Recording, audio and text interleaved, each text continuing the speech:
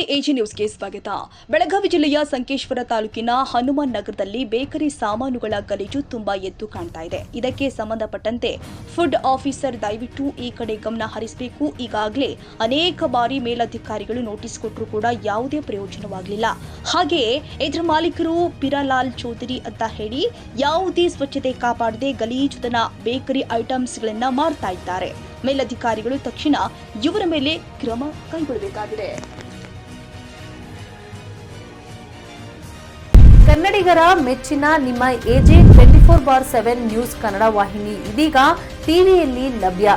ವೇಳೆ ನೋಟಿಸ್ ಕೊಟ್ಟಿದ್ರೆ ವಾಪಸ್ ತಗೋತೀವಿ. ಇವತ್ತು ವಕ್ಫ್ ಪ್ರಾಪರ್ಟಿ ಅಂತೇಳಿ ಬರ್ತದೆ ಅಂತ ಹೇಳಿದ್ರೆ ರೈತರು ಬೀದಿಗೆ ಬಂದ್ರೆ ಏನ್ ಮಾಡ್ಬೇಕಾಗತ್ತೆ?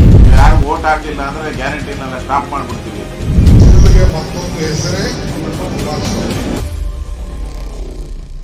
ಕರ್ನಾಟಕ ಮತ್ತು ದೇಶ ವಿದೇಶ 360 ಡಿಗ್ರಿ ಸುದ್ದಿ ಹಾಗೂ ಉತ್ತರ ಕರ್ನಾಟಕ ಬೆಳಗಾವಿ, ಬಾಗಲಕೋಟೆ, ಧಾರವಾಡ, ಹಾವೇರಿ, ಗದಗ, ಬಿಜಾಪುರ ಜಿಲ್ಲೆಯ ಕ್ಷಣ ಕ್ಷಣದ ವಿವರವನ್ನ ಪಡೆಯುವುದಕ್ಕೆ ಎಜೆ 24/7 ನ್ಯೂಸ್ ಕನ್ನಡ ವಾಹಿನಿಯನ್ನ ಲೈಕ್ ಮಾಡಿ, ವಿಡಿಯೋಗಳನ್ನ ಶೇರ್ ಮಾಡಿ, ಕಮೆಂಟ್ ಮಾಡುವ ಮೂಲಕ ನಮ್ಮ ವಾಹಿನಿಗೆ ಸಹಕಾರ ನೀಡಿ ಮತ್ತು ಚಾನೆಲ್ ಅನ್ನ ಸಬ್ಸ್ಕ್ರೈಬ್ ಮಾಡಿ.